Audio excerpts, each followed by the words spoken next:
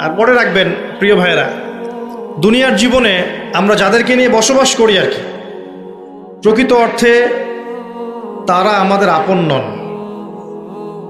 আমাদের প্রকৃত আপন সত্তা হচ্ছেন আল্লাহ রাব্বুল আলামিন। আল্লাহর চেয়ে আপন আপনার কেউ নেই পৃথিবীতে। তো সেই আল্লাহকে আপন করে নেন, আপনি বুদ্ধিমান। আর আল্লাহকে বাদ দিয়ে অন্য সব কিছুকে আপন করে নেবেন, আপনার মৌতের পরে আপনাকে এরা ভুলে যাবে। আপনার মৃত্যুর পরে এরা আপনাকে খুব বেশি দিন মনে রাখবে বলে মনে হয় না, রাখলেও বছরে বছরে একদিন। কিন্তু আল্লাহ রাব্বুল আলামিন একটা মুহূর্ত আপনাকে ভুলে থাকবেন না। একটা হাদিস মনে পড়লো যে আল্লাহ পাকের কাছে 100টা রহমত আছে, মানে 100 ভাগ রহমত আছে, দয়া আছে, ভালোবাসা আছে। তার মধ্যে 1 ভাগ তিনি সৃষ্টি জগতের মধ্যে দিয়েছেন। ওই যে গাভী তার বাচ্চাকে চেটে পরিষ্কার করে না, কুকুর তার বাচ্চাকে দুধ খাওয়ায় না, ওই 1 ভাগ রহমতের জন্য, 1 ভাগ দয়ার কারণে।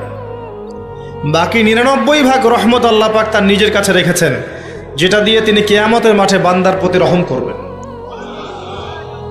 আমরা আল্লাহর রহমত পাবো ইনশাল্লাহ। প্রয়োজন হচ্ছে তওবা করে ফিরে আসা। পাপ হবেই ভাই, জীবনে চলতে গেলে পাপ হবেই, উঠতে বসতে চলতে ফিরতে পাপ হতেই থাকবে, কিন্তু তওবাও হতে থাকবে ইনশাল্লাহ। যত পাপ তত তওবা, যত পাপ তত তওবা। আপনি ঠান্ডা মাথায় এভাবে একটা কাগজ নিয়ে বসেন বাসায়, কাগজ নিয়ে বসে আপনি হিসেব করেন যে মনে করেন, অঙ্ক করেন, মনে করেন আপনার হায়াত 60 বছর, কথার কথা চলে গেছে 30 বছর, বাকি আছে কত বছর? 30 বছর। শেষের 5 বছর মাইনাস করেন। এই 5 বছর আপনি চাইলেও মনের মতো আমল করতে পারবেন না, ঠিক আছে?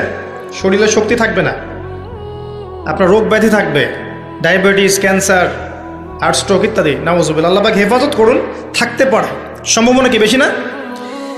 25 আছে আপনার কাছে, 25কে আপনি মাস দিয়ে গুণ করেন, দিন দিয়ে গুণ করেন, দিনের হিসাব পাবেন, পাবেন না?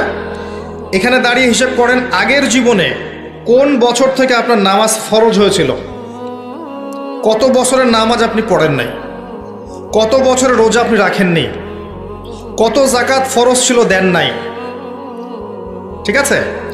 পাপের যেগুলো পাপ মনে পড়ছে লিখেন। আমি অমুকের সাথে জেনা করেছি, আমি অমুক দিন অমুক অমুক জায়গায় মদ খেয়েছি, আমি অমুককে হত্যা করেছি, আমি অমুককে পিটিয়েছি, আমি কিশোর গ্যাংয়ে ছিলাম, আমি ক্যাসিনোতে গিয়েছি, আমি এটা করেছি, এটা করেছি, লিস্ট করেন। প্রত্যেকটা পাপ দেখবেন, এক একটা পাপের জন্য আপনি আল্লাহর কাছে আলাদা আলাদা করে আল্লাহর কাছে দোয়ায় বলবেন, আল্লাহ আমি ওই পাপ করেছিলাম, আল্লাহ আমাকে মাফ করে দাও, আমি ওই পাপ থেকে তওবা করছি আল্লাহ, আর জীবনে কখনো এই পাপ করবো না ইনশাআল্লাহ। এরকম করে তওবা করেন, তওবাটাকে ফিল করতে পারবেন। খালি মুখে যদি বলেন আস্তাগফিরুল্লাহ ওয়া আতুবু ইলাইহি, ফিল করতে পারবেন না। আপনি লিখেন, বুঝবেন যে আপনি কি কি কি করেছেন জীবনে। করা যাবে না এটা, যেগুলো মনে পড়ছে করা যাবে কিন্তু।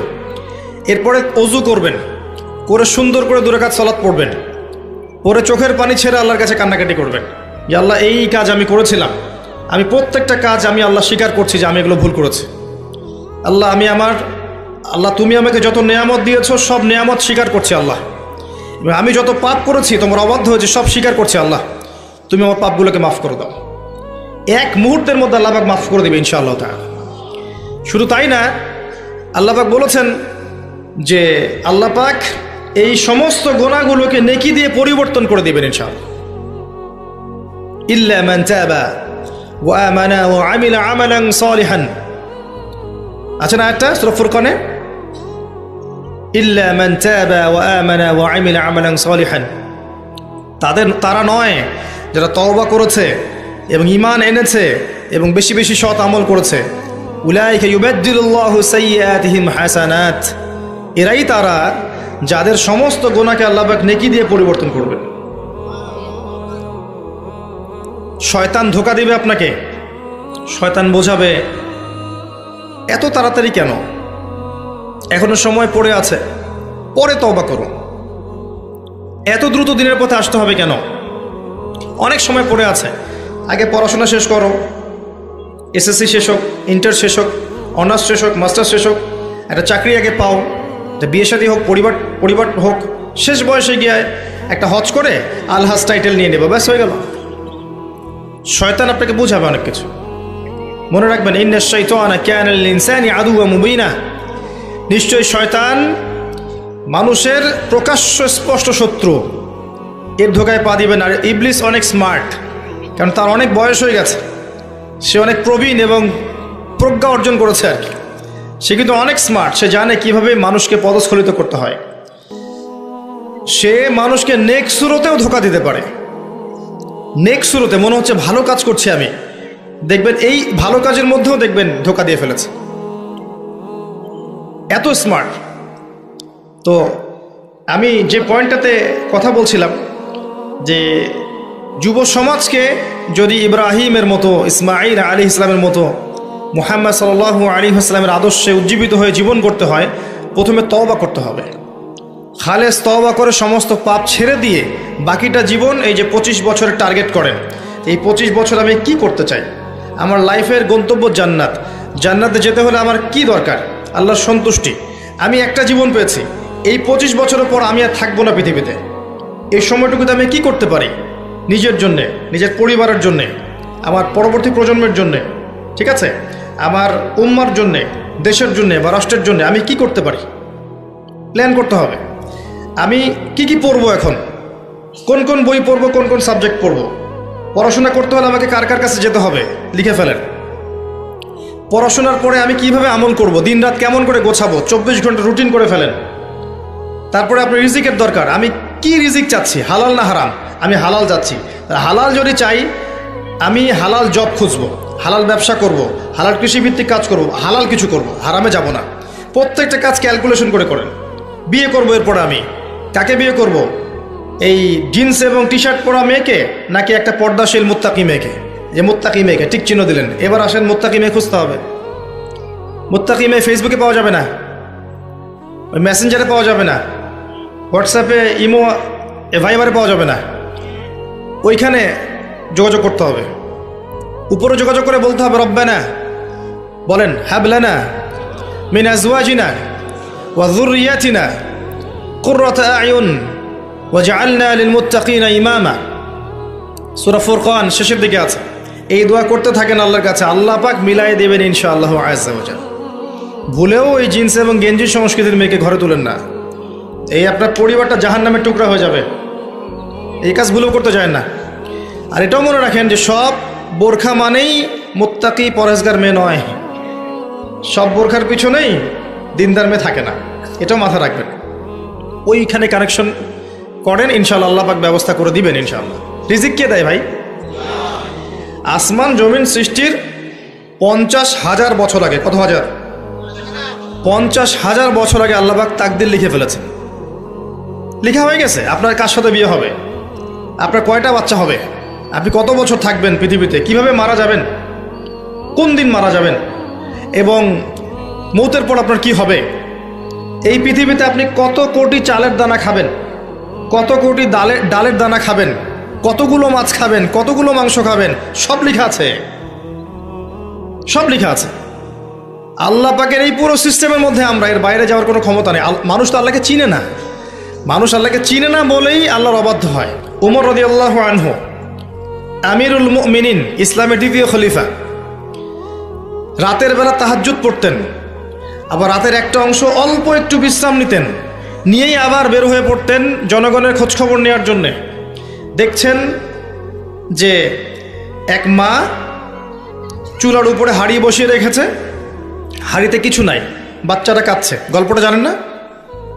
এটা প্রসিদ্ধ গল্প, কিন্তু প্রসিদ্ধ কাহিনী, বিভিন্ন কিতাবে এসেছে।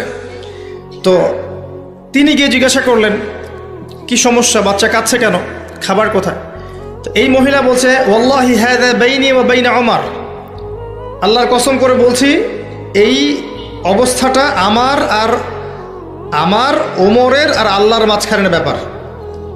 মানে এ অভিযোগ করছে আল্লাহর কাছে ওমর সম্পর্কে রাদিয়াল্লাহু আনহু। সে তো চিনতে পারেনি যে এই ব্যক্তি ওমর রাদিয়াল্লাহু আনহু। কথা বুঝতে পারছেন? আচ্ছা, এবার ওমর রাদিয়াল্লাহু আনহু একটু ভয় পেয়ে গেলেন, মানে বিচলিত হয়ে পড়লেন যে আমার ব্যাপারে আল্লাহর কাছে দাবি রাখলে তো সমস্যা না। তিনি এমন মানুষ ছিলেন যিনি বলেছিলেন যে ইরাকের ফোরাত নদীর কিনারায় যদি কোনো ছাগলের বাচ্চা না খেয়ে মারা যায়, আমি ভয় পাই যে আল্লাহ পাক সেজন্য আমাকে জবাবদিহি করতে পারেন। এমন ছিলেন তিনি আমিরুল মুমিনিন, খেজুর পাতার মসজিদে বসে অর্ধবিশ্ব শাসন করেছেন, অর্ধবিশ্ব, এবং মাটিতে ঘুমাচ্ছেন। তার ব্যাপারে একটা প্রসিদ্ধ কথা আছে, হাকামতা আদালতা আমিনতা ফানিমতা। হে ওমর, তুমি বিচার কার্য পরিচালনা করেছো, ন্যায় বিচার করেছো, নিরাপত্তা দিয়েছো, এরপর ঘুমিয়েছো। তারপর তিনি কি করলেন? বললেন, ইয়া আমাত আল্লাহ, হে আল্লাহর বান্দি, একটু অপেক্ষা করো, আমি আসছি।